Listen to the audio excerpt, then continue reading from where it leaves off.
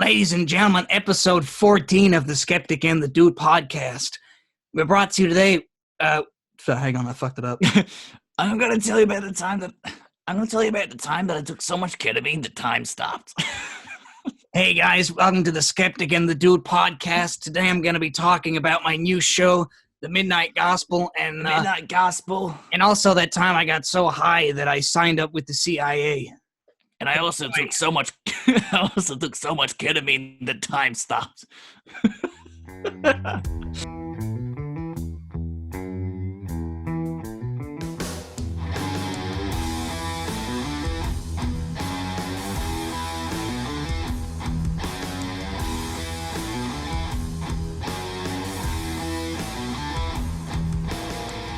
Ladies and gentlemen, episode 14 of the Skeptic and the Dude. I don't know what happened there. There must have been some kind of weird takeover. Interference. I think someone like took over for a second. It wasn't us. It was weird. No, we have reason to believe it was Duncan Trussell? Trussell, Duncan Trussell. Yeah. He just took over for some reason. Yeah. I don't know how he multiplied his voice like that as well. That was weird. Yeah, that was fucking weird. It was like he had an overlay. Yeah, he had like an overlay, and he made it look like it was us. Yeah, it was weird. Actually, was it Trussell or was it Clancy? He was probably using his little, his little multiverse. It was Trussell and Clancy. Yeah, that was it. That was it. It was damn Trussell and Clancy. Those two. Yeah. He just had a soundboard ready. Yeah, for some reason, said the Skeptic and the Dude, and I don't know how he got that on his soundboard. Fucking weird. Maybe man. he said that, and then he had a soundboard of him talking about ketamine. I don't know. Yeah, who knows? And then one of him, signing up with the CIA. Yeah, it's awfully, it's very, very awfully suspicious. Yeah, but anyway, let's forget about that. That's something. I guess we'll have to look into. We'll have to start an investigation on. But I know you're all more interested in my sea monkeys. I'll be right back. I'll go get them. These good old sea monkeys in the good old sea monkey segment. This isn't getting old. No, I'm just kidding. Everyone loves the sea monkeys. And don't worry, we promise this episode won't turn into another non-stop talk about sea monkeys and a sea monkey empire because, we've already discussed everything and made all the jokes possible about the sea monkeys. So we're not going to... No, we fucking haven't. What are you talking about? We haven't even started. We're not going to make grazed the surface. But anyway, if you look really closely, it's very difficult to see, but... Brandon's face is morphing. 20 sea monkeys in there. Oh, yeah? Hey, that one just gave me the finger. What the fuck? Fuck that guy. What the fuck? Kill him. Little prick. He's just a bit cheeky. Little bit cheeky. You're in a teenage years right now. But yeah, so that's all that's going on in my life at the moment. Fathering these little children. Yeah, I've got to feed them tomorrow, actually. I better not fucking forget that. And can't overfeed them either, because then they'll drown. They'll suffocate in their food, Yeah. How are you doing, man? Yeah, good. I've just been expanding my mind, if that makes sense.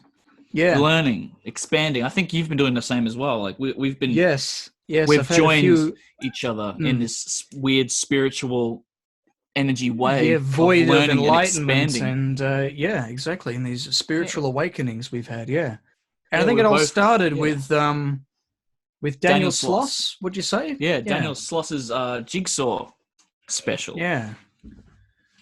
So for any of you who don't know who Daniel Sloss is, he's this amazing comedian. He's Scottish. He's just so good. He writes his jokes in such a fantastic way. Now, he has a special on Netflix. It's just after his first one called Dark. Now, I recommend you watch Dark before you watch Jigsaw. But in his Jigsaw episode, he mentions something that actually resonates with a lot of people, and a lot of people understand it really well. And it ends with breakups. Not all the time, but it's happened a lot. Like, I think last interview, I think it was the one I sent you, Brandon. Yeah. Said something about 4,000 breakups and something about divorces or something. Yeah. Based purely on just thinking about what he said in that special. Yeah. See, when you told me that, I was thinking, wow, it must have been really powerful. What could he possibly have said? And then you watched it, and then you realized what he said, and it was pretty powerful because he uses this. And I feel like it's the way he's put it together. It's very like the analogy he uses, like the jigsaw in general. It is such a perfect way to describe life. So how does that work exactly? The jigsaw? Could you describe the jigsaw? So from what I remember from the special, I don't want to give too much away, obviously, but at the same time, I think it's good to discuss. Like, it's not giving away any jokes. It's just kind of giving away the concept. Now, what it is I think he was 7 years old, and he asked his dad, "Dad, what's the meaning of life?" And his dad, has to describe it in such a way that a fuckhead would know it. So he describes it in a way that an idiot would understand, and he describes it perfectly to little Daniel Sloss, and that stuck with him forever, and hence he made the special and this analogy. Now, this analogy is essentially life is a jigsaw puzzle, and everyone has lost the box. So no one knows what the picture is, and no one knows what the outcome's going to be of the puzzle. And everyone's working on their own individual puzzle at their own pace. It's not one big puzzle. It's your own puzzle. That's right. Yeah, it's your own individual puzzle. Yeah. Now, when you make a puzzle, what do you do, Brandon? What's the first thing you do when you make a puzzle and you're not sure how it works? Or just puzzles in general? How do you start a puzzle? Do you start in the middle? Or do you start in the sides? Or do you start in the corners? Yeah, you'd be starting all your side pieces until you get all the corner all pieces. Of the sides figured out, the corners and everything all figured out. Yeah, and then you start working in the middle. Exactly, that's exactly right, and that's how life works. So you've got these corners, and you've got family, then you've got friends, and then you've got hobbies / interests, and then you've got jobs. So these are like all the building blocks of the outside of your puzzle. And then you've got all this space in the middle, which is it's all unknown. Up to you. It's up to you. It's unknown. Put the pieces together. It's like and sometimes and sometimes you might get a job that requires you to move some pieces around for your hobbies because you won't have time for your hobbies, or you use some pieces for your hobbies which moves around in your job. Or sometimes if you do those together, it affects the friends side. So you got to move the bits around with your friends, and sometimes you have family members that die.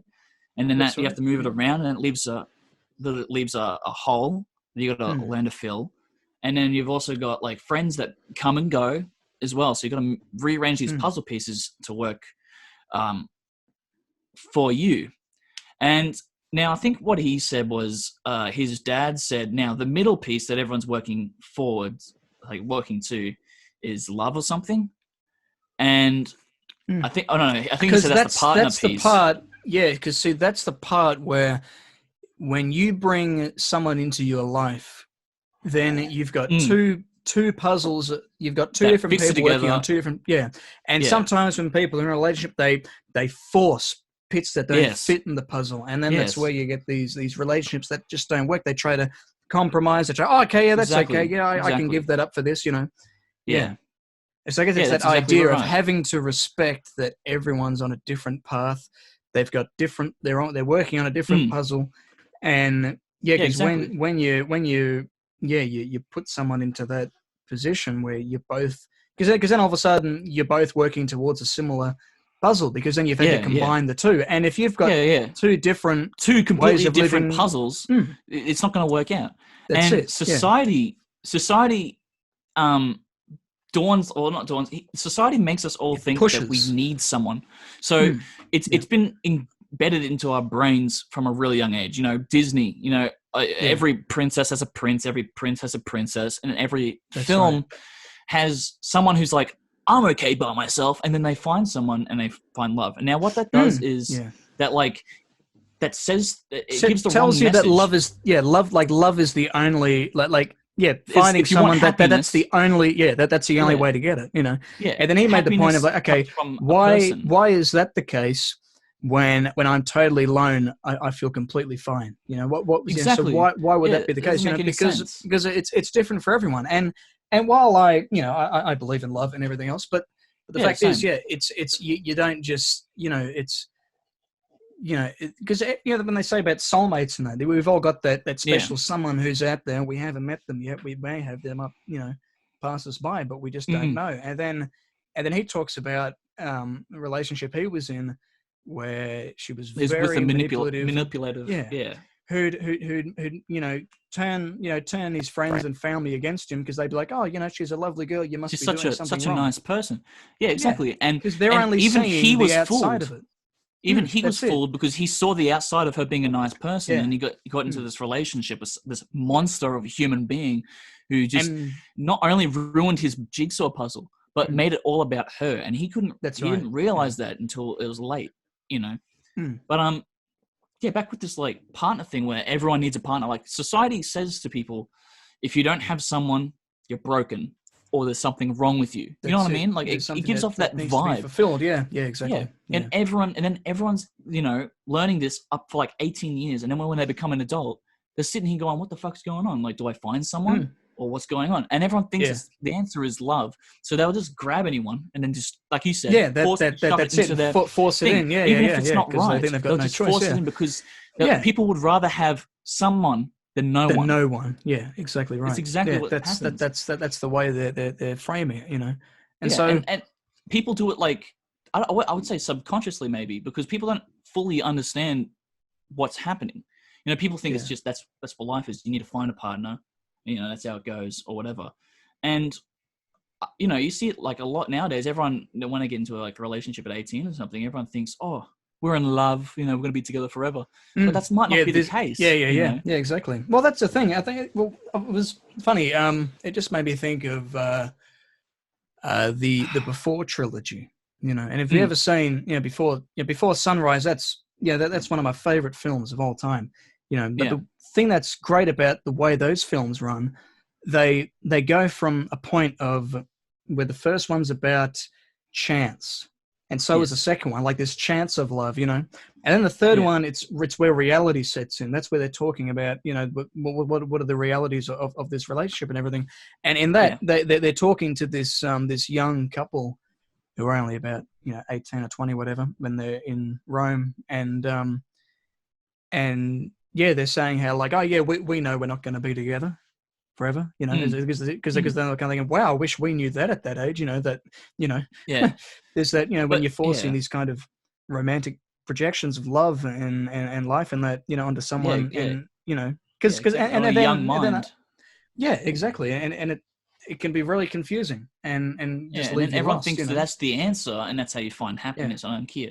And people, when they just force anyone in, like someone who could love you. Oh, okay, here we go into like some insecurity part. Like you could be not fully love yourself. It's a thing. You might not fully love yourself, but then you find someone who might love you a little bit more than you love yourself. Now that could mean like you love yourself 20%, right? And then someone comes along and loves you 30%. And you're looking at them going, oh my God, there's so much love. They love me so much. And then you get into a relationship, but that's still under 50%. That's what right. I mean? Yeah. And that's still just a toxic relationship. But and what you shouldn't have someone on a pedestal when you're in love. You should be looking up to them going, oh my God, you should be equal with the person. You know what I mean? Like you should be happy to be with each other's company and working together. And everyone feels like they find, because I understand no, you're right. Because I say, like, I understand to love someone, more than yourself. But at the same time, it needs to be the same back and forth. Yeah, so they need to love you more than you can't find something. Okay, it's good that to work on yourself and everything, but you can't make yourself not something you're not just to please them. Because it's like when people they see something in you that they like, but they don't like other things. That's not going to work because exactly. This idea of you in their mind is you in that one way that they like you. You know? And they want to try and craft you to be that way. That's right. Yeah. And that was a problem that Sloss had. He found that he was constantly having to compromise things and break down things to please her. So that's why you say you need to, if you love yourself 100%. That means someone's got to love you even more. So that way, when you find your soulmate, you both have to love everything about each other, even the things that aren't so on that good. Level. You love them for it. You don't try and change that. Exactly. You don't go into a relationship thinking, okay, this is what I want them to be. You know what I mean? Because then you're going to be changing the jigsaws. That's right. Because we've the all jigsaws got are going to be unrecognizable. Exactly right. Well. And when you force them together, that's where you have problems. It's not going to work. Exactly. And it's toxic.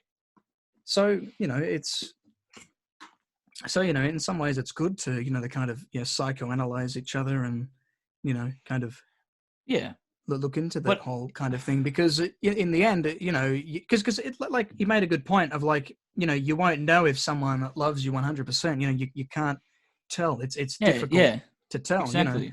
But when you find the perfect one, that's when all that changes. That's when you'll feel know. it. You'll both feel it. You'll know. Yeah. So that's and then that's why like you made that point of what was the divorce rate? Oh, it was like 60% under 30. So people who get married under 30 or, in a relationships and stuff, it's 60% likely to divorce. I think it was 60%. And then he said 60% or something high. Yeah, something like that. And then he said, and what if that was the same statistics for surgery, heart surgery? You wouldn't be like, oh yeah, I'll line up for this. Yeah, you wouldn't take the risk. You wouldn't take the risk if it was 60% chance of you dying. So that's a higher than half chance of you dying. But people take that risk when it comes to having the partners because of what society says. So people get on the table and they go, "Oh, I hope I don't die this time." But that's it. I'm just stealing Daniel Sloss's jokes. But that's fine. But because you see, in the end, it's people they're afraid that that they need someone to be full. And okay, that might be the case for some people, and that's fine. But you shouldn't be layering your whole life around this. Okay, yep, that person's good. Yep, they're good enough. I'll take them. Because then he said about how he's like there are 6.5 billion people in the world, and you thought your soulmate lived 20 k's down the road. Yeah, exactly. From where you live. You found your soul. You found the person you're meant to be with. So the universe made you guys, and they live just down the road. Yeah. You know what I mean? Like, that doesn't make any sense. That's right. There's like 7 billion people. Yeah, I got a friend who his girlfriend lives in Sydney. So he lives down here. Girlfriend lives in Sydney, and the people are like saying, "Oh, why do you, go all the way out there?" He's like, "Oh, couldn't find anyone worth dating down here, and I found someone over there." Okay, well, that's fair enough. And he, I mean, like long distance relationships can be tough, but I mean, I thought, well, hey, man, good on you. You're really going out of, out of your territory. Well, that's how my parents met as well. That's how my parents met and got married. But my dad lived here in Melbourne, and I was living with Mum in Queensland. And then they met on this online, like through mutual friends. Started talking, and then Mum moved. Then he actually came up and saw us in Queensland, and then we eventually, moved down to Melbourne, and then they got married and have been married since. Yeah, it's good. Because like with my parents, they met through mutual friends as well. It was interesting. My mum was best friends with this other woman, and my dad was best friends with her husband. And then they just kind of.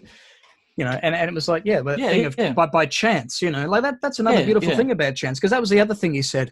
While I'm focusing on my puzzle, I shouldn't be so have so much enough self-interest and ego that I'm gonna just tell the next person who walks into my life to fuck off, because that could be different. But it's just how you go about it.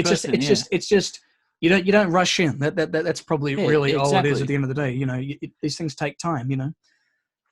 But you see it as well, like with a lot of high school relationships as well. Everyone thinks, "Oh my God, we're in love," and then after high school, what happens? They break up. What? Why'd you break up? It's you're not gonna just. No, I don't think. It's a very small chance that you actually did find true love, but even sometimes people don't want to be in a relationship as well. Like, what was the point he made where it was like, you could be together for like a year, but this one person could be loving you, but the other person could be thinking, "Oh, I just wish something." happened how much easier would it be if you went around? Just died. That's not love. That's not what it is. No, if you're having these thoughts, or seeing other people and having these different thoughts, that's obviously not it. That ain't love. That's not what it is. And it's not easy to find, and it shouldn't be the center of what your life's meaning is. You know what I mean? It shouldn't be the thing. Exactly what it revolves around. You need to work on yourself, make your own jigsaw puzzle, make sure it's stable. That's Work on the things you want. Because you and I were talking about this the other night, about how now is a good opportunity for everyone to really look at themselves, reflect, and ask themselves these questions and take time to develop themselves, and really just think, because we have all this time, which we could spend to worrying, reflect. We could spend, trying to take our mind off things. But if we can just sit back, take a step back, and actually look at our lives, where do we want to go? What do we want? Exactly. That's exactly right. Yeah.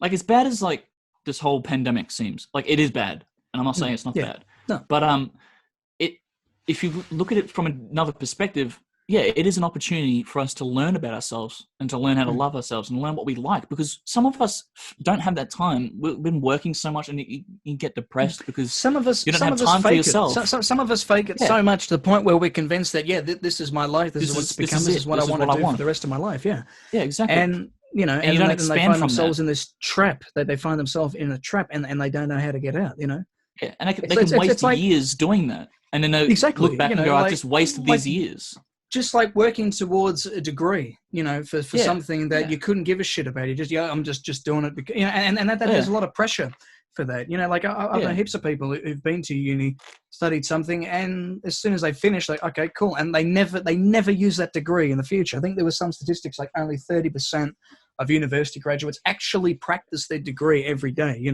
That they use it, in their life. It's just, you really just got to, Yeah, exactly. And also back onto this, like, making and that. Yeah, back onto the like whole society makes everyone want to have partners. You could see it as soon as you know that knowledge. Like, I recommend you watch it, because what we're explaining is probably off the tip of the iceberg of how well he explains it. Oh yeah. He thoroughly sets it up explains so well. so well. Even when you get it, like, even though I was there feeling like, a lot of this resonates with me. Yeah, I've this is something that I agree with, that I've thought about myself, and he's just put it to words. And then he keeps going a bit further, because there were some jokes in there that and bits I thought, I have actually heard this before, but and it was kind of jogging my memory, and there was parts and I thought, oh, okay, that it really it was really enlightening that Exactly, it's a nice thing to know, and like the results of the show, it's ended up in a lot of breakups because people have realized that they're not. It's not a bad thing. Like, it's such a good thing, because a lot of people think, oh, it's bad. His show's making people break up. That's a good thing. Like, because he's getting people out of toxic relationships. Exactly, or not even like, it might not even be bad, but sometimes you just don't vibe with the person. Things that just aren't working. They just don't work. Exactly. And little realizations that's just life. in that, Yeah. And people like are so needy for someone else that they don't realize. Sorry, that just reminded me. It's that other thing of like being so involved with someone in a relationship, and then it gets to the point where you don't. Like, you don't want to get out of it. Like, it'd be easier just to let it continue without, trying to end it, which is very damaging. That just makes things worse further down the track. Some people like stay in a relationship for like 10 years and then they realize, this isn't the right decision, but it's been 10 years, right? I meant to get out 8 years ago. Exactly. I was trying to get out ages ago, but I didn't, and I'm just going to continue to let it go. Yeah, exactly. And that's not a good thing to do. This story that Brendan Schaub was sharing, and it was about when he was a younger guy. He was looking at breaking up with his girlfriend, and his old man told him that, he said, do it in a public place, so that way she won't try and make a scene, So he goes, okay. So they went out somewhere for lunch or whatever, and then he started kind of saying, look, I don't think I'm having, just kind of touching at it, and then but she instantly started like going, are you breaking up with me? And goes and looks around and goes, no, that's not what I said. And then he was with her for another fucking year, Oh shit. It's but yeah, and that's the other problem, when the other person doesn't get it, But that's so, a really selfish thing to do when you force someone into that kind of love. If they don't feel the same way, they don't feel the fucking same way, If they can't handle it, they can't handle it. You don't, you try and force someone just to make you happy, because you both need to be happy, Exactly. And like, just because you love this person and they don't love you back, they shouldn't be forced to be in that relationship. No, what was that thing that Sloss said, where he was like, every relationship's perfect for 3 months? Yeah, that's right. But he said something like that. And then think, yeah. and then things start to go, okay, yeah, this is it, I'm not enjoying this anymore. Yeah, exactly. Like everything's all great for 3 months, and then suddenly it just can change. But it's not a bad thing, and it's not a sad thing. Even if you're in a relationship now and you're having doubts, you need to understand that, first of all, you need to work on your own jigsaw puzzle.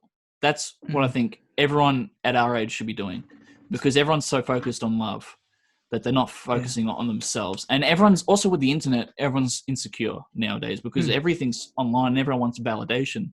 That's right. And that's what Facebook is. Facebook's a big breeding ground of people wanting validation for their pictures and, what's wrong with me and shit like that. But people need to step back, especially our age, definitely our age. I think love comes into the picture later. No, like I said, after 30, that's when you can find someone who's probably that's about the time. Yeah, exactly. So like now we've got all this time now to be, I guess, experimenting, to learn, learn, have fun, expand our consciousness. Exactly. What? Just why learn rush how life in? Is, learn what we like. Exactly.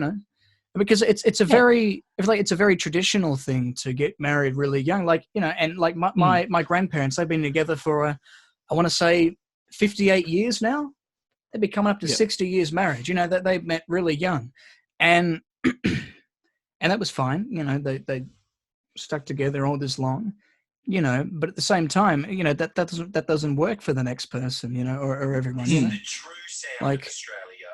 Oh, sorry, my sister's calling me. Where were we? But yeah, so that's, we're not, hopefully this podcast isn't breaking people up for the sake of breaking up, but if people are listening to this, definitely check out that special, because it's exactly. That it's a better just perception of what's going on. Yeah, exactly. It's an enlightening thing, just to take a step back and just really analyze it, because it's great to feel love. It's a wonderful thing. It's probably the best thing. And everyone wants it. And you can attain it, but you shouldn't force yourself into anything that's gonna, going to affect your life in such a way, But sometimes people don't understand that they're forcing themselves into something. You know what I mean? Because they don't even understand this concept yet, or they could be so on. I don't want to say they're on a high horse or anything, but so with their walls up about this kind of topic that they could just be thinking what we're saying is bullshit. You know what I mean? Like, they could just be like, "Oh, you guys are single and it's all shit."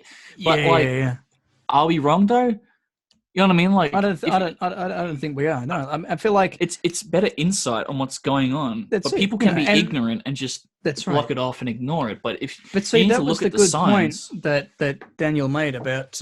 He was saying how you can when it comes to a relationship and everything. Because he's saying, like, look, all of you out there probably listening to this and looking at the person, I fucking hate you, like, what the fuck are we doing? We're going to break up right now. Or you could be sitting there next to someone and you both love each other dearly, and good on you, and then he was saying how, was he saying his auntie or whatever would say, "Oh, Daniel, you're so naive and so cynical and so young, but you'll find the perfect someone." Who goes, "I hope you're right," Yeah, exactly. But right now, if you're sitting there and everything's all fine, fuck you, It's like, I want that, like, that's great, that's amazing, good on you. No, good on you if you actually have found it. But you should be able to ask these uncomfortable questions in the relationship. You shouldn't be too afraid to ask yourself to touch on that, what's going on, and if you're going for the same views and stuff, and that's right. But also, what's sad, I guess it's sad. I don't know how to describe it, but now that we have this insight, we see it everywhere, like with our friends and everyone else. They're all looking for that was a partner. The thing. It was very it was enlightening, and it was also it felt like it was an awakening. It was kind of like, wow, now this is like we've been enlightened, but we want other people. We want like our friends to know, because now we see that everyone else is in this cycle. You know what I mean? Everyone else is in this cycle of I want a princess I'm a prince. I need a princess, or I need my prince, and now everyone's searching for the Prince Charming or whatever. And like we've got a friend who like is constantly going from girl to girl that he likes because he's just constantly doing that. Now that's going to get to a point where he's going to get desperate and he's just going to force people into his jigsaw. And then he's going to learn the hard way. We'll let any woman in. Yeah, exactly. Exactly. Like that self-esteem's so low that you just go for anyone. But, exactly. And that's a very bad thing. Yeah, no, it just reminded me of that quote from Ferris Bueller's Day Off when he was saying about his friend Cameron. He'll marry the first woman he lays, and she's going to treat him like shit because she's going to give him what he's built up in his mind. It's just. What some people that just settle for whatever I guess I'm kind of okay with whatever happens, but I'm going to take charge. I'm not going to let it let things like that get in the way of what I want to do. That's right, because we all should have goals. We all should have things we want to achieve. And if certain things are going to get in the way of that, we shouldn't have to make compromises. It's like it's okay to have a bit of selfishness because you are your own person. Exactly. Like that. There was a quote that Ethan Hawke's character in Before Sunrise saying about how we try to think of love as this unselfish thing, but in reality, there's nothing more selfish, wanting someone to love you, but you've got to be just you, and then you've got to love them in the exact same way, So that's why it's hard to find love, to find something perfect, But and but it's just I think it's just an interesting perspective and take on it. Now, I watched that kind of like last year-ish. That's stuck with me ever since. Like literally, as he said that happened to him as a young kid, it's stuck with me the same way, and I feel happier. Yeah, you know what I mean. I feel a lot more enlightened and happier, and I'm single right now. Yeah, I feel great. I feel fantastic. I've never felt better. I've been through a lot of shit. I've been in dark places and everything. Right now, would you have rather have been in those shitty in those bad relationships or where you are right now?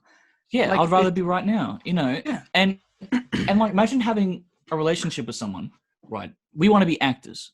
Imagine us being in a relationship with someone that turns around and says, listen, I can't handle you being an actor. You know what I mean? It says you need to change your life choices. Yeah, what are you going to do? You're going to change. No. You're going to not do what your dream job for this one person. The sad thing is, people do that all the time. Yeah, they do it. They do it just for love. Yeah, they change it for love. They go, oh, we should work on the relationship together to make sure it works out. It's like you shouldn't have to. It shouldn't have to be an effort. I'm pretty sure that's what it is. It shouldn't have to be a massive effort to keep each other together because then you shouldn't be together. And some people have kids to try and keep the relationship. Yeah. And some people just have kids, and that's worse. Sometimes that can work, but a lot of the times it fucking doesn't. A lot of times up even more. So bad because now you've got this responsibility, and sometimes they say, "Oh, it'll make us realize we love each other." Okay, I guess that works in some ways. But rarely it does. It just separates you more because then, we're definitely going to break up, and then we're going to share this custody battle. It just makes sometimes people more think problems. and then sometimes think it's okay to pretend to be in love with each other before the kids grow up because now you've got this person. He's a person. This is a person growing up, and what happens now to your decision now that you've broken up? That's going to affect this person, this little guy. It's going to affect him when he grows up. Exactly people don't think of that. People think to have as many kids as they want just to settle down. Why should they have to suffer that? Why should they have to endure that, knowing that that this was? Yeah, that's not their fault that you guys just made the wrong fucking decision. Same with like people just go and get married. Just so they can embed the relationship even more. But divorce is a reason. Divorce is there for a reason. I mean, people make wrong decisions all the time, but you shouldn't do that stuff to force it. Like people call it working on the relationship, But you need to have a hard look at the relationship. You need to have like a really hard look, really scrutinize it. Because I understand that we're take a look at your jigsaw. We're all on different levels of enlightenment and knowledge and everything, understanding. And that's fine. Some people develop that sense of maturity early on, and so like I know someone who's married very recently, and good on him. If it truly is works, it works and works out, then that's fine. That's great. But it doesn't happen for everyone. It's not. Exactly. It's not Everyone's a common thing. It's not common. It's very rare that it works. But if it works, good job. If you've been in a relationship since high school and you're still just as in love as you were then, and it's been 10 years later, dude, you hit the score, man. You hit the fucking jackpot. You're done well. Exactly. Jackpot, man. It's good on you. Bravo. Also, fuck you because we haven't met that, but but my hat, tip my hat for you. Good job, but not everyone's like that. Not everyone is going to be like that. It's not going to work out like that. There's so many people in the world that it doesn't make sense that you're going to find someone so early on in your life. Yeah, and plus when you break up, it is very emotional and it's hard, And this is obviously can be a very difficult topic for a lot of people, especially myself. It's hard. It sucks when you break up, but you need to understand that it's the best thing that could ever happen to you. You know what I mean? It's bad, but it's an understanding. It's a learning block. It's a That's right. It's something for you to look back on and go, okay, I know what happened.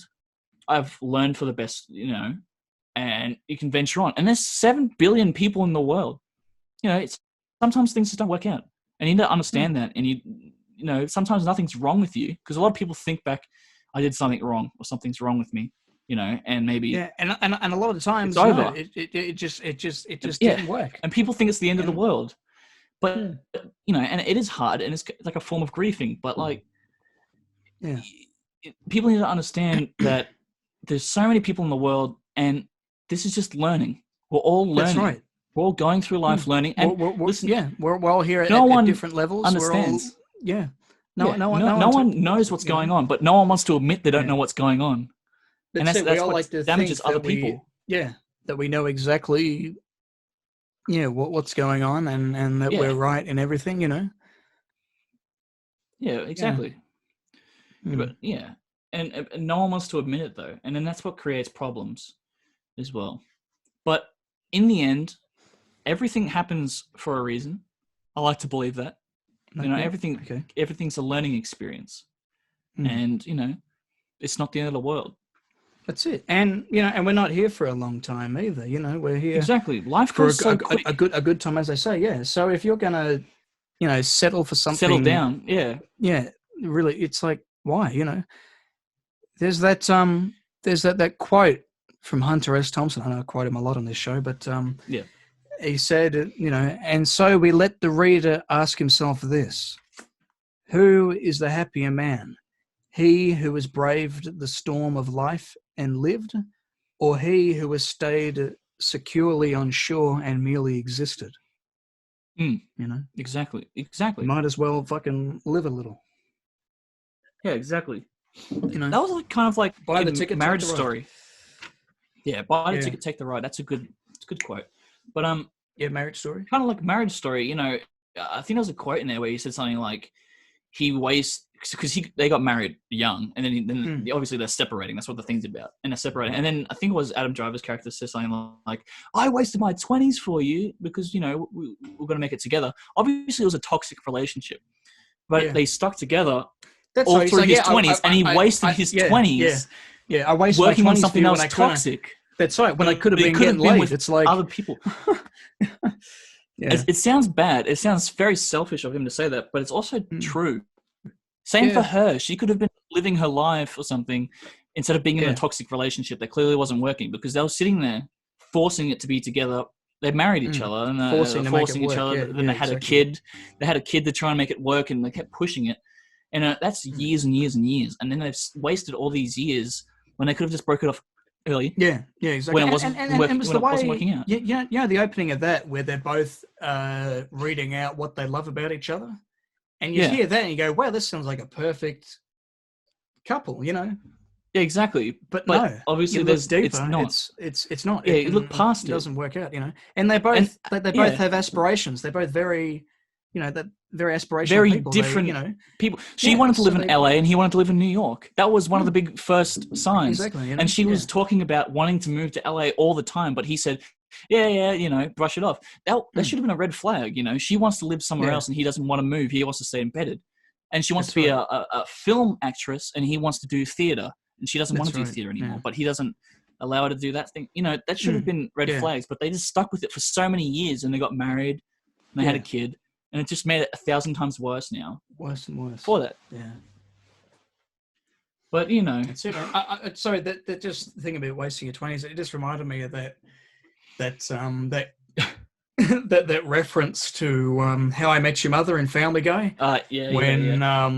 What's his name? The blonde dude. On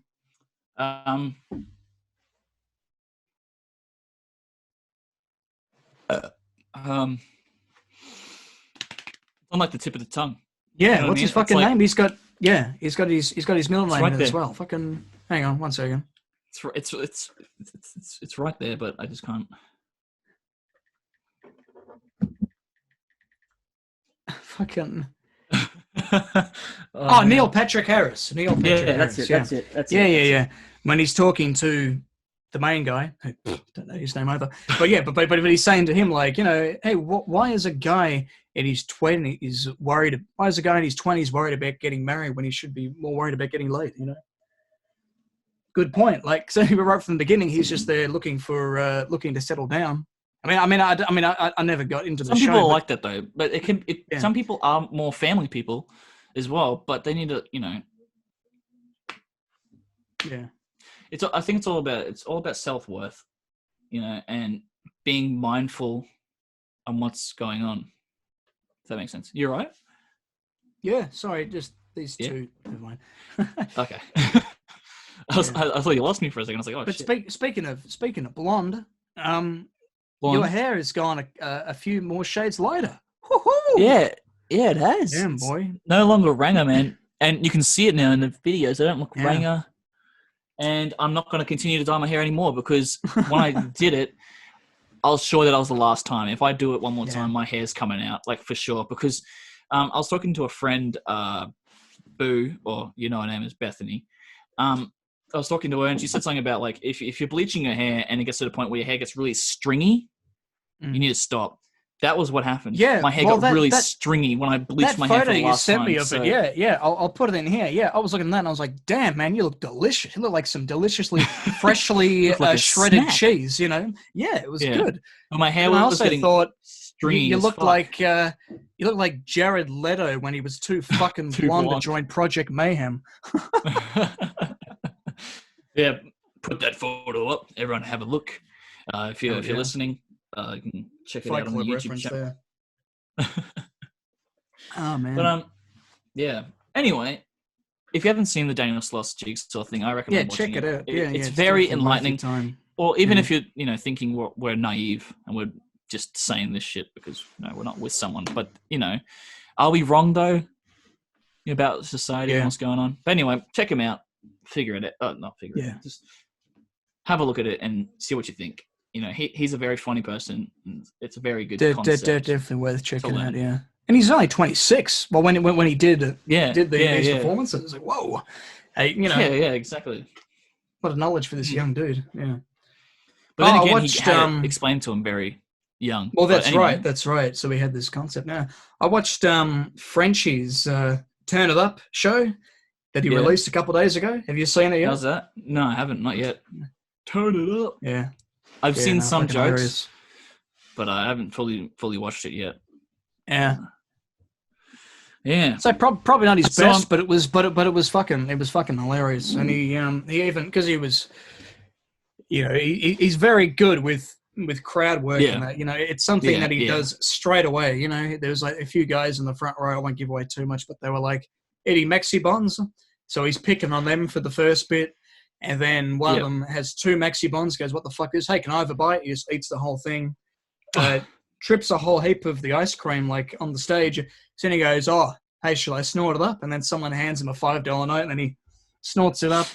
Then his nose starts bleeding, and then someone throws a tampon to him on stage, so he sticks that up his nose, and just madness, you know. And then he also did at the end, which was beautiful. He did a shoey. Classic. Like the final shoey, you know, because it's something that he's a joke that he milked the shit out of for, you know, this whole deal with shoey for the last few years.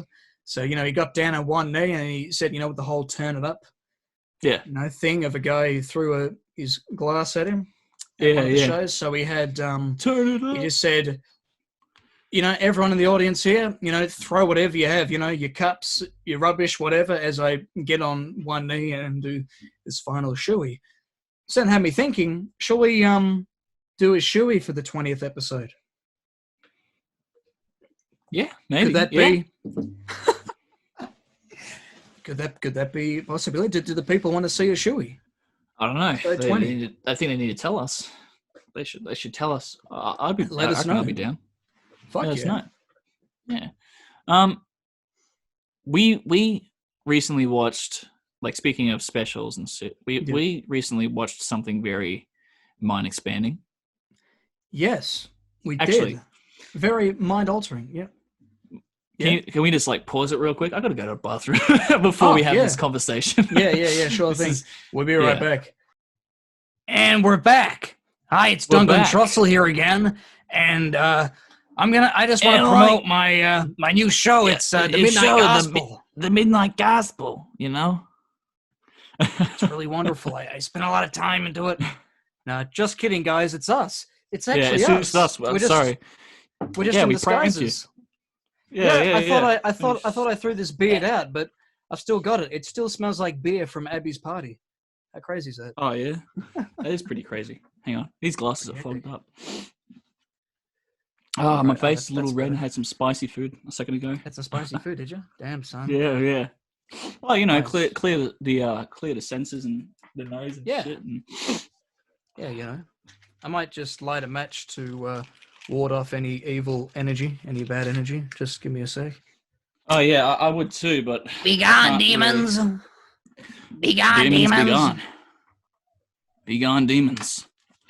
So anyway, what we were talking about before was we have expanded our minds and our energy. Yes, we've expanded our mind, our energy, and our soul, everything in between. That's right, man. And we're about to tell you how we did that. Yes, we are, and I'm going to explain it while I've got this beard on because I think the beard needs to be appropriate. Here, you know, it's very appropriate for the occasion. Our spiritual adventure that we've gone. This just keeps tickling the hell out of my nose. So I might have a red nose by the end of this. So let's talk a little bit about that show and how we came to discover it. So it all started a couple of nights ago. Off, the show's called The Midnight Gospel. Just wanted to mention that, just so people know for sure. Created by a beautiful man named Duncan Trussell. Duncan Trussell. Beard. Shout out. He has a podcast called The Duncan Trussell Family Hour. And he's a funny guy. Really cool dude. He's been on the Joe Rogan podcast many times. Very interesting. Yeah. And very interesting. And so now let's just say how you came to discover this show. I mean, it's been trending lately on Netflix. It only came out recently. It only came out on the 420 because it was 420. Because it's 420, and it's also just happens to be Duncan Trussell's birthday, which is so funny. Yeah. Yeah, so, exactly. Yeah. So I was just scrolling through Netflix, you know, just watched everything, not sure what to watch. Yeah. And I see this new show pop up. It's called The Midnight Gospel. I thought, it's trending. This seems interesting. I went into this show with no context. And no idea. I thought, no idea. I went into the show with no idea what was going to happen. And I thought it was just like another Rick and Morty or something like that. So I was like, I'll watch it. It's in the style of like Adventure Time. And I quite liked Adventure Time. So I was like, yeah, all right, this will be all right. And then I started watching it. And I'm like, this is very weird. This is odd. This is really odd. I'm like, this is trippy as. Like it's like if you did acid Yeah. So you told me this, Joel, over the phone. You were like, "Hey, man, I'm watching this show called The Midnight Gospel, and it's really fucking weird. I don't know what to make of it." I'm like, "Oh, okay, cool. Yeah. I'm definitely not going to watch that because." See, it just reminded me. I mean, as I later found out, it just reminded me a lot of Adventure Time, the trippiness of that, and that it was. And I wasn't a big fan of that back in the day, but and then I found out that it was actually by the same animators. And I thought, oh, okay, that doesn't really interest me. And then you told me that, hey, man, it's actually a podcast. Yeah, because it took me a little bit to realize. Like, it took me maybe like this. This probably took me longer than it needed to, but I got to episode 3. And I don't really want to spoil too much, but at the same time, I don't know if I can because there's just so much shit that happens. But there's this fishbowl guy, and he referred to himself as a white person. And I was like, what? I was like, that doesn't make any sense. He's a fish. He's like this golden fish globe guy. Yeah. And then I looked into it, and it's actually real life people. Yeah. Like it's an actual podcast that Duncan Trussell has done. They've just created this whole animation and like a subplot to it, and it's like it's about how do I describe what the story is about? It's about this purple dude with a witch hat called Clancy. Played by Duncan Trussell, and he's a he does a thing called it's a podcast, but a space cast. It's a podcast, it's a space cast, and he has this multiverse simulator that sends him to any dimension he wants to, and he goes there. Yeah. And then all this crazy shit happens. The first one he goes to, he meets the president, and and there's like a zombie apocalypse going on. Yeah. And they just have this really deep, natural conversation about drugs. Legalization of weed? Yeah. Yeah. And they get into this really deep discussion, but when you're looking at it, you can just close your eyes, and it just sounds like a regular podcast. You know, just with all this weird shit happening with zombies chasing stuff. And it's so soothing and so relaxing. I'm just there lying back like, wow, this is actually really nice. It makes you feel stoned. Yeah, it does. It's so relaxing. It makes you feel like you're on drugs. Actually, that's a good point. It's like as everything, the sound and everything is all very normal. Their conversation is very calm, you know, and they're hanging out and talking about these really deep topics. But meanwhile, all this fucked up shit's saying in the background, just like when you're on drugs. Trippy shit. It'd be a similar kind of thing, you know. Yeah, exactly. So it's like, so he goes through these various dimensions. And he interviews interesting people. Yeah, from so these like different dimensions. Dr. Drew Pinsky about drugs and meditation. Then that guy from Death Row. That's right. Yep. Guy from Damien Death Row and his about experiences magic with and enlightenment. Magic, That's right. That was really interesting. Really interesting, stuff. And they make, because it's based, you know, these are the majority of them, I think, except for maybe one or two, they're actually just like 20-minute bits taken from his podcast. Podcast, right. Because it goes through like, all these really deep topics about, you know, like suffering, like existentialism, rebirth, all this kind of stuff. And then it finally reaches this really intense subject about death and the cycle of life. And that's in the final episode. We won't give away too much, but it's really... I don't know if you can really spoil it because the information's been out there since 2013 on what's happened. So it's not really a spoiler. Yeah. If we say what's in this last going on. Episode, he's talking to his mother. And because I listened to Duncan Trussell, he was on the Joe Rogan Experience a couple of days ago promoting it and talking about it. And he was saying how it was so weird being there in this animating room and he's hearing the voice of his mother. Now, because when in real life he did this podcast with her it was her idea 2 weeks before she died of breast cancer. And and they get into this really deep conversation. Exactly. A really hard time, and you can hear it in their voices. And definitely. And I later realized that recording was from 7 years ago. I didn't realize that until afterwards that she'd passed away back in 2013. So it's all these years later. And the beautiful thing about it is it's they've with the beauty of animation, they've been able to almost let her spirit kind of show that it's still here, Yeah, exactly. And like they brought her to life somehow in this animated, like she shows the beauty and everything and their connection. Like it shows their raw energy, like the connection between Duncan and his mother. and just exactly. all the emotions and just everything. You feel it with them as they're going through this episode. It's so well made. Like it's so hard hitting in that episode, and when they're talking about love and heartache and stuff, and then he asks, the bit that choked me up was when she was saying. But when he was saying to her, like, because they're both agreeing, like, no one wants to suffer heartbreak. No one wants to suffer grief and loss and everything. And then he goes, but Mum, how do we do it? And she goes, like, how do we not feel it? Cry. You cry. You cry. You know? Yeah. That's how you get through that emotion. You cry through it.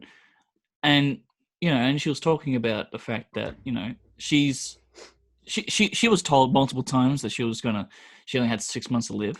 But that's right, and this happened worked through a 4-year period, Yeah, over a 4-year period. And she was talking about the fact that, like, I think it was Duncan, like, says to her that she looks way better and healthier than she's ever been before, even though she has, like, cancer. Yeah, because she's at that point where she's so enlightened and knows because she's a very spiritual person and she's very intelligent. She was that was one of the biggest takeaways from that. From the show, it's that you should be living in the present moment. Exactly. And that where he's talking to his mother and she's saying about how feel the inside of your hand, like doing like that meditation thing to stop you, to get you to be in the present. That was because I was doing that with him. It was so going weird, on, like feeling. Yeah, because she's like try and feel the inside, like. Viewers at home, listen, like you can try this right now, but it's really nice. But if you try to feel the inside of your hand, now that sounds really trippy, but just focus carefully on your hand and try and feel the inside of it. And then after that, you try and do it with your arms, and you try and focus to feel the inside of your arms, just that energy, that flow. And then after that, do it to your legs, and then once you say it, you listen to what's happening around you. So just listen. So focus on your legs and your arms and your hands, and then just listen to what's going around you. And then with your eyes closed, just see whatever your mind like it brings to you. And then that's being like in the present. That's taking you away from the stress and taking away from everything. And that's this real, just meditative space and meditation. Everything in your brain that that controls your thought pattern, everything, that's all gone. You're just focusing on this. You're just focusing on the present moment. Yeah. Just trying to feel the inside of your arms and stuff, and that takes you away from the stress and what's going on. Yeah, exactly. In that moment, because and that's something that the character of Clancy discovers. It like throughout these episodes, he's got he keeps coming back to his home, and he's always got a message that he's got to get to. Like he has all these life problems. Yeah. And he's got all this stress going on. That's it. And he doesn't start facing them until later on, when he talks to death, and then he talks to his mother, and he talks to all these different people, and he learns more about himself. And it's interesting because everyone who he talks to in the pot, they all die. I mean, that's the formula. That's the formula. It's the formula of what happens. Yeah, because they're all in this chaos world that's about to collapse in the simulation. Exactly. And that part where I think the bit that really, like I said, I was really made me cry when he's talking to his mum about like either they keep like he was saying, they kept pausing and that throughout and then she goes, then he goes, oh well Mum, you do know that I love you very much. And she goes, I love you too, and that love ain't going anywhere, as she's drifting away. As she's parting away into the black hole abyss. Yeah, that's right. Into this spirit world, and she's like, even though I'm not here in this physical form, I'm still, I'm still here, That pain. And that really shook me up, it was, Yeah. That pain of, I think this is what she was saying, or that pain of losing someone, that's like true love. That's love. Yeah. You know what I mean? Right. And I was saying that, and he was like mentioning how it's not very desirable, and she's going, but it's the real deal. That's the real feeling. That's the raw feeling of it. And because we all like to feel that that we can handle it, and we can, that a lot of us that that we can hide it. We can hide grief and sadness, and like we all grieve differently, but the best thing you can do is to just face it and let it overwhelm you, and just exactly go with the flow, because that's the only way you get over it. Like she's saying, you cry and eventually that hurt goes away, because it's love, and it's just love exactly. that you're feeling. It's the raw emotion of true love. And like she said, instead of fighting the river, you should go with the flow, because she says it's like it's worse when you fight against it. That makes it so much worse, and it gives you more suffering and more problems. But if you go with the flow and it's allow it to happen, then that's how you get through it. It had me thinking about those stages of grief, and I think they're right, because it takes time, and you go through all these different definitely. patterns and that, and then you do eventually and it's just the because I'm not sure where I stand with my beliefs, religiously or whatever, because I don't know what I would classify myself as, because I don't quite obviously believe in like God, but I'm also not an atheist. I'm very open to the ideas and different concepts. Like I'm an agnostic. I take. I'm very open approach, but but you're not just not convinced by it. It's a matter of But I do, when I was watching that, I was like thinking to myself, I was thinking, like I think I believe in like energy, like they were talking about. She may be gone, her physical form is gone, but she's still there, like that. That's right. Energy. And the reason why it hurts so much is because you love them so much, and that love is still always there, because you never forget about them. It's so strong. That's why. Yeah. And I think it hits harder. That episode hits harder when you've like lost people as well, or you've been through it, and it just kind of like reminds you. But it's also so true, like the way that she's like explaining it as well. It was very comforting, and also very like, even though it's still sad really and comforting. Sad, but it's like it's nice to know, okay, Yeah. And like kind of like how she was drifting off into space, how she was so like okay with it though, because she was talking about like this is her in real life, like she's just okay with it. She's just going with the flow of what's happening in life, and that's the way how she's just so comfortable with that. It shows I don't know, it was comforting to know. I don't know how I'm explaining this right now. But she was so like comfortable with what was happening that it's kind of like a reassurance. That's to right. me and a very natural kind of thing. So you because she clearly, the way she was going about it, she's not afraid. She wasn't afraid. She Probably wasn't scared. Also she wasn't because resisting. She was constantly being told, "Look, you've only got 6 months to live, over 4 years." It's And what was that thing they're talking about? They're talking about meditation and how that's like preparation for like dying or something like that. But that makes a lot of sense though as well, and what meditation is.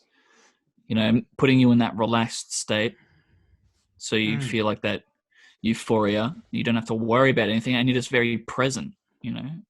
So because they spoke a lot about meditation. It's amazing. That was a very and with magic and the way you manifest things into your life, and the way it was really something to watch, and trippy as hell. It was a very trippy experience. It was. We probably sound like lunatics talking about this. I don't know. Wait a minute. I guess that's. Oh, yeah. It's just how it is. That's just how it is, it's just this. But like, it's just interesting seeing all these different concepts of spirituality and what each of these people believed in, and what helped them get through these tough times. Because didn't the guy on death row, he said something about magic and how he uses magic, and he said even though he was in prison or something, he still did magic, and it kept him. That's right, and he felt that was like there was a reason that he was there. He was there for a purpose, because it was. And he kept doing it, and then he obviously didn't. It didn't go through even to the day. Like it wasn't executed.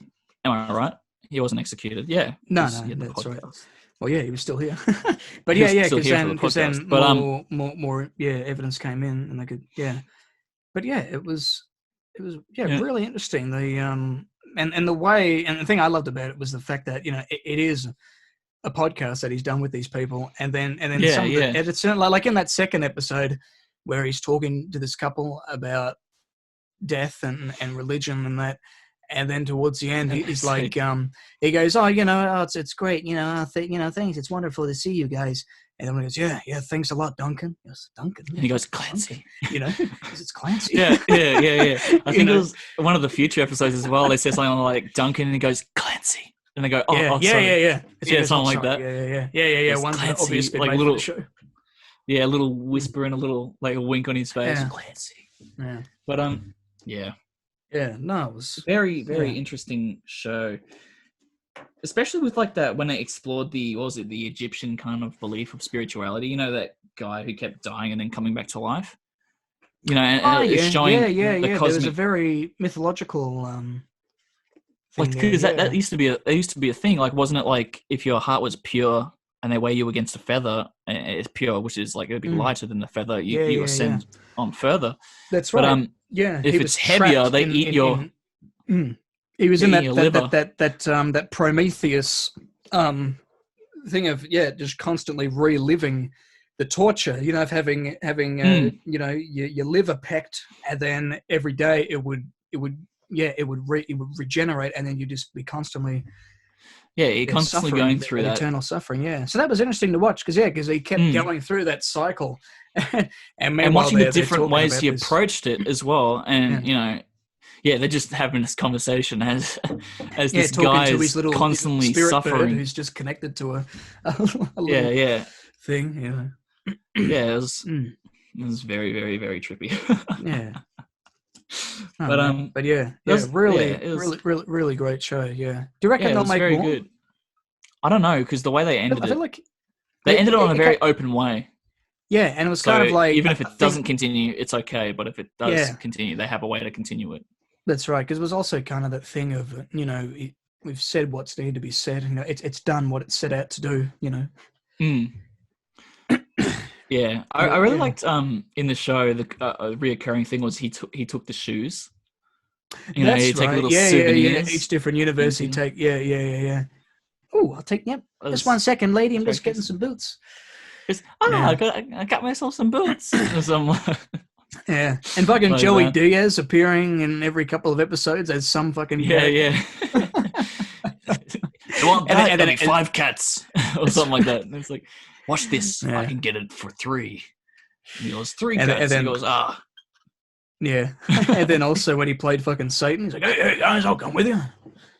Oh yeah, that was an interesting episode too. That was I don't know if you noticed this, but a lot of those characters that popped up in that episode were from those. What are those cards that people play with that are like spiritual cards?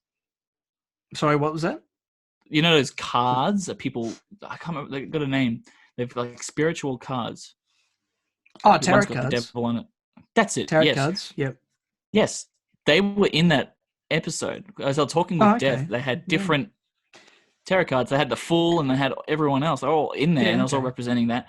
And then obviously at the end, they all collided together into that. Yeah, because it's very heavily subliminal. The like everything in the show. It's like it's trippy as hell, but there's so much to unfold. Layers of I remember finishing it and just being like, "Oh my god, I've got so much to unravel in my head." I don't understand. There's so much to think about.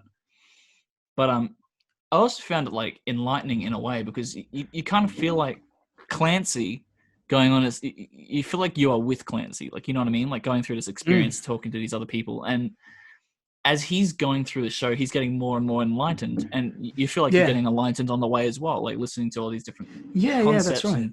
and different perspectives on what's going on and what people believe in life. And it's just interesting. But Duncan Trussell, man. Very fucking interesting guy. Very interesting guy. I just so I was I mean, you know, both checking him out on Rogan the other day. Just some of the shit he says. It's just he's been through a fair bit. Oh yeah, he's got some stories, man. Jeez, man. Do you reckon we should try and get him on the show one day? That would be amazing. Could you imagine? That'd be pretty cool. You know, he would have a lot. Well, we should reach out. Yeah. Well, if you're listening, Duncan Trussell, if you're interested, you know, if you're interested. we're not going to make you catch a plane here because that's probably that's very much illegal. But if you'd like to do a Zoom call with us, you know, that'd just pop on Zoom and just awesome. Have a chat. Man. Chillax chat. You know. But yeah, he. I mean, he's been on Rogan a lot, and I've only seen like a couple of episodes he's been on, and he, like the last one, talking about, like he just kind of says casually, you know, like, oh, once I was really high, and then I went on to the CIA website and tried to join, you know. And they're talking about like, what if he actually got through? Like, you know, they say we do all this background check. Just like what's the first thing they tell you? Just so you know, you're living in a simulation. This whole world is a simulation. We're just practicing with it. I'll just give you a few minutes to let that sink in, and then we'll give you some, stuff to cope with that. You know, we'll give you antidepressants, depression, and everything. Yeah, that's it. Yeah, I thought it was funny when he's just like, oh yeah. Go on. Yeah, no. What were you gonna say? Oh no, I was just gonna say I thought it was funny when he's like, "Oh, if it did work, I'll just be like, I got to meet a CIA agent or something like that." When they approach you to say if you got the job or not, and he's like, "I just wanted to see a CIA agent." Yeah, that's it. Oh man, and then it says like you can't have done psychedelics like in the past 12 months.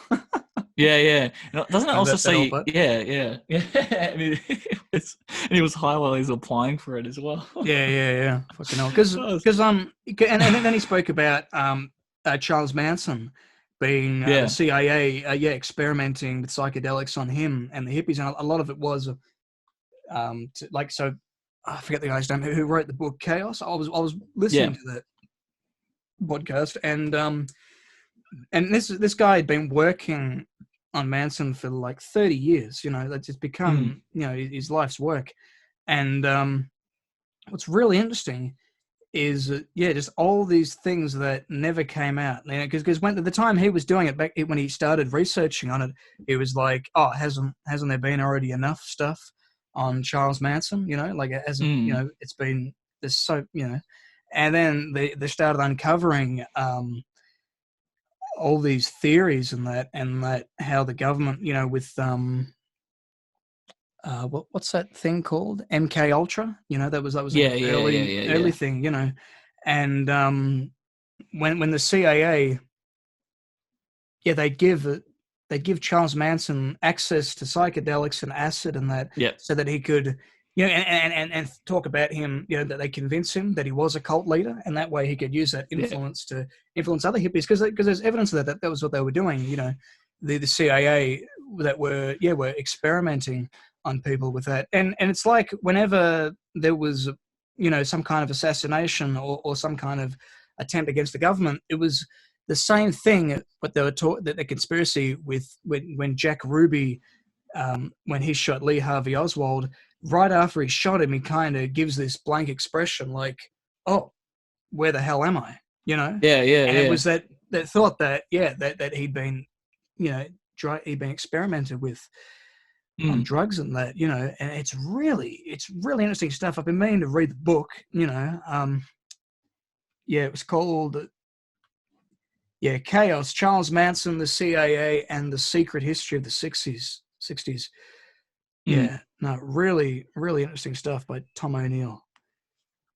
And you know, I find these cover-ups, they're so fascinating, you know, and like what they were saying about how, you know, people like to think that the CIA is this horrible branch agency that's, you know, but it's really, you know, it's there to protect you. That's right. Yeah. That's right. It's there to stop people from freaking out and stuff. If they told us half the shit that they know, we would all be in mayhem. Yeah, exactly. And it's like, and Rogan made the good point too of that. Okay, when you've got an agency that's got millions of people in it, expect to get a few dickheads, a few fucking bad guys in, a few bad apples, of course, who are going to do you know, really corrupt things. But the problem is, it's the corruption that's shown. That's the only thing that's kind of revealed, because they don't get away with it properly, and then that gives a bad name for the rest of it. It was like the in Inglourious Bastards. Yep. Because that was, when he's talking to, when Brad Pitt's and Christoph Waltz are talking to Harvey Keitel in that. Yeah. And that was like the earliest, like it was based on an actual agency, and it was like the earliest branches of the CIA. It was yeah. I'll just look at what it was called. It was the Office of Strategic Services, the OSS. So that was like a this intelligence agency that was formed during World War II. So that way, there were more things they could get away with. So, while, there's a lot of shit that in the world isn't perfect, the CIA shouldn't be who you're worrying about, and MK Ultra, all these things from the past, when ISIS and that still fucking exist, we've got bigger, worse problems now that we've seen the extent to which they cause, Yeah, exactly. But yeah. Yeah. But Trussell, he's been through a bit. Did you see the story about the ketamine? No, what was it? The ketamine. Oh well, it was from this Tales from the Trip. It's like this animated, like they get them to talk about different shit that they've done, and he was talking about this one time he went to Burning Man. I think that's what it was. That's what it's called, Burning Man. Okay. And he was with his agent. Is that what it's called? Birmingham? Burning Man. Burning Man. You know that place? Fucking all the people go to. Don't worry. Anyway, he went to this place.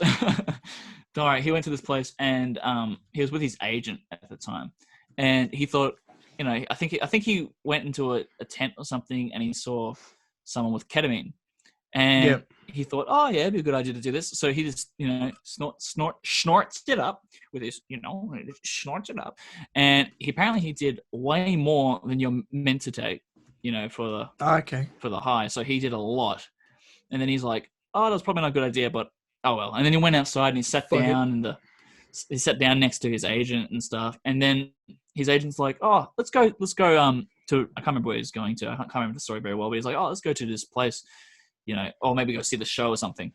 And then he gets up, and then he realizes, Duncan realizes that he can't move his legs. Like his legs are completely numb. And he goes, oh, okay. Oh, that's weird. But he also found it funny because he's kind of like tripping. So he's like, oh yeah. That's kind of funny. Ha ha ha. My legs are like stone right now, so I can't move it. And then all of a sudden, apparently, he said time stopped. Like everything felt like 6 hours. Like every single second felt like 6 hours.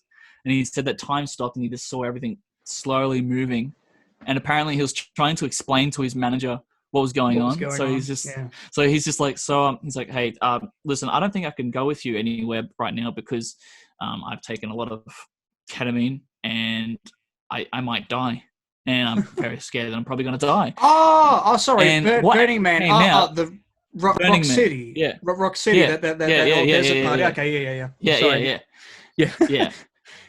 I was blanking on that too. I was trying to describe it, but I was blanking on that. But then he's like, he's saying this stuff like he feels he's going to die because he's took too much ketamine, because that does kill you. Yeah. And as he's saying this to his agent, all his agent hears is like. So it's very coherent on his side. So that's all he. But all he hears is and his agent's just like, okay, I'm gonna leave now. And his agent left, and he was just laying there in the sand, like And apparently everyone on that site had done it. So all you hear from miles is people going like all screaming.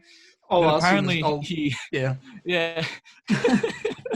And then apparently at one point he said something like, "I'm saving the entire universe!" Like he's just screaming it really loudly. There's something like Jesus that. Christ. But anyway, he didn't die, and then I'm pretty sure he went good. and spoke to his agent later and went to say sorry about that. I made a fool of myself, and he thought he was about to get fired or something. But then his agent's like, "Are you kidding? I work with comedians all the time. I see this shit all the time, so don't worry about it." And he's like, "Wow, this is the coolest agent ever." And he's still with the agent to the day. But it's just that's great. Funny. Yeah. Story, but it's also very scary. Imagine being in that situation where time stops. Like I almost feel like when I was with you and I was about to pass out, that's almost like what happened, but not everything really. was so present. Yeah. But it was like that, but not really. Yeah. It wasn't like time stopped. It was like time was present for me. Yeah. Let's see. I liked that story. Just kind of reminded me of when he was talking to Joe about having when like if you're having a trip, you can explain what's happening to someone, but you can only explain so much. Like, because that was what the beautiful thing was about animation. They could go to that, that extremity, which is impossible, because you can only describe so much, and someone else, because you'll interpret it differently when you explain something to someone. Totally, yeah. But with animation, the sky's the limit. Exactly, man. And that's why Midnight Gospel's so trippy. Yeah. It kind of that story about the about him in the desert, it kind of made me think of Fear and Loathing in Las Vegas. The whole thing of just going on this massive drug binge, just bad country. Just so fucked up. Just he might have been in that movie. Drunk. You never know. Yeah, that's it. And then I'll never forget that scene when his attorney, when he's so fucking drunk and so high, and he's in the bathtub, and he's trying to tell him that when White Rabbit peaks, you gotta throw the radio in the bathtub. And then he's like, "You fucking dumb bastard! You're gonna go through the fucking wall." He was going to do it, and then he goes, "All right, but only if you close your eyes." And he fucking plays White Rabbit, gets to the fucking peak. And then he just fucking, what do you do? He just throws a fucking grapefruit at his face. Yeah. Throws it in the water, and he goes, "Oh!" He's like, "Ah, I'm still alive." Fucking hell. That's a good movie. And then starts chasing him around. Never that kind of drunk. Yeah, I just looked at so many of his stories. It's just interesting. You reckon there's plenty that he hasn't told? Oh yeah, some that would be great to tell on here. Yeah, for sure. If he ever comes on here, tell us away. We would love to hear it. But yeah, I was just looking at so much shit, and I was like, oh wow. Yeah, he's done it, man. Oh, dude. He's done it. He's done everything. Yeah. Do you remember when he was talking about in the first episode of Midnight Gospel, how he nearly died because he did, what was it, sleeping pills and alcohol or something? That's like right. Yeah. Combo or something like that. And they were talking about how he was thinking, oh, this is not a good idea, but he just did it anyway. And he went home, and then he couldn't move his body like at all. Like it was just completely paralyzed. And apparently. Well, what the other guy said was like if he vomited or like had some saliva come out, he would die. Like it'll take 60 seconds, or like a minute or something for him to die. Shit. If he vomited, I don't know. I don't know exactly how that works. Is it got something to do with the acid reflux or something, or the way that the stuff in his system comes up? Yeah, shit, I think it goes in like the wrong way, or goes in like the wrong way, and like gets into like maybe your lungs and stuff or something like that. Shit, man. And it can be a very quick death. But you don't take sleeping pills and alcohol. It's an ultimate death combo as well. No, yeah, fucking hell. Could be screwed. Oh, actually, I understand. I actually understand how that works. He'll choke to death. Because you know how if you get drunk and you start vomiting, you don't have control. People put you on your side so you don't suffocate or die from your own shit. So if you've had sleeping pills, you can't, because he said he was paralyzed. He couldn't move his body. So if he vomited, he would vomit into his own mouth, and then he would choke to death. Okay, that makes sense. Okay, as well. Yeah, I get that. And also the chemicals wouldn't be very good for your body, but that makes sense. So he would be paralyzed and he can't move onto his side or anything. So then he'd throw up, and then he would choke on his own spew and die that way. Yeah. So that makes sense. And same with the saliva. That makes sense on why it'd work like that with the saliva as well. Yeah. In general. Damn, that's a very scary situation. So yeah, if anyone, if you haven't watched the Midnight Gospel, check it out. Really, definitely watch it. Really worth it. It's fucking weird. It's not for everyone. I think Joel and I loved it. Joel and I loved it because we love listening to podcasts, and this was like, and it was just the visuals added to it. Why did we coming up with this idea, man? That was fucking amazing. Yeah, exactly. Like it is. This is a game changer. Expected, you know. I think this is a game changer. Like people, I reckon this might be a thing eventually in the future. Like people might start making animations towards the podcasts and make stories out of it, like Midnight Gospel. Like I know that people animate podcasts like stories, but to have it like in the format that Midnight being Gospel the is, show, with like a different plot. That's really, and really guess interesting. What? It worked as well. It worked. We wanted to figure out who he is. We wanted to figure out what was going on. So it was an experiment, and they did really fucking well. It was great. It was Oh, it's also, definitely not for everyone. I found out something interesting. This from Trussell. You might have heard it too. But when he was talking about when they were going into creating the character of Clancy, so although like he changes, constantly, goes into different avatars. That's the other thing. Yeah, every universe he goes to, he's a different avatar, and they keep the mannerisms and everything of the character still. But when they were creating Clancy, just his regular self, the thing is, his character doesn't have any pockets, so.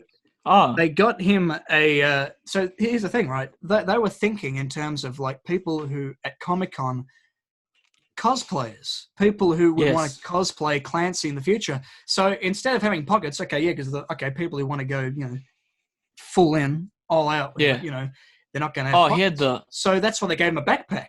So all these little things that just to help them, just to help the nerds out, a little satchel just for the, so the nerds can get around and they can, join. That'd be interesting, this cosplaying. And wouldn't you just have to paint yourself purple, not wear a shirt, have a witch hat? Although his you should eyes post come a up picture. To here. Oh, yeah. You should post a picture of him so people can envision him. Yeah. For all you cosplayers out there. But, he's a very, very interesting character, Clancy. Yeah. But yeah, definitely go check out Midnight Gospel. I think it's pretty cool. Yeah, definitely worth a watch. And Duncan Trussell, mate. Duncan, mate. Duncan Trussell. Hit us up. Hit us up, boy. Well, we'll hit you up. We'll start it. We'll start this. We'll start it. We just want you to, go with the flow. No, we want you to join us. Let's try and, I don't know, how do we seduce him? We go, hey Duncan, come on our show. Do a little dance. Do a little dance. Lights, man. Whoa. All right. Hey, now the lights are back on. There you go. But they keep flickering every now and then. No, they're gone. Oh, maybe it's low on batteries. No, I doubt that. I changed them just the other day. I think it's just I think it must be a wiring issue. Yeah. But just I don't know. Fucking oath, man. This has been I think this is our first Thirsty Thursdays episode where we haven't tried beer, but I don't think any alcoholic beverage. I think we didn't need to. I think this whole episode, this is probably our most trippy, deep. Our deepest episode yet. We were talking about love, and now we're talking about the Midnight Gospel. Alcohol would have just probably ruined it. Yeah, we probably would have just been. This is the whole time. Yeah, I've had 4 coffees today. This is as high as I think I want to be, right now, man. And with these glasses on, what are these? Oh, they're lions. Is that what it is? Yeah, like a lion. I think. Oh, mine is not. Mine aren't as cool as that. Mine just reflect. You wore those to the Elton John concert, yeah? Yeah, man. Yeah. Hell yeah. Fucking oath, man. Hell yeah, I did. Hell yeah. Elton John. Hell yeah. But this is like our deepest episode yet, and if we get Trussell on, fuck yeah, it'll only get deeper. I reckon. Could you imagine? Yeah. And we're gradually like building up the runtime as well. We get him on here, we can go for hours, Yeah, I reckon he would have so much information that we can, tell Might us turn about. into multiple episodes, But yeah, no, that'd be all good. Yeah. Yeah. Oh, I was probably thinking about wrapping it up now, guys. We've got a new clips channel on YouTube, the Skeptic and the Dude clips. If you just want to, sometimes if you don't really want to listen to a full podcast, or anyone who hasn't done that don't already, have the time to do it. That's right. We make them into little clips, all of our favorite bits.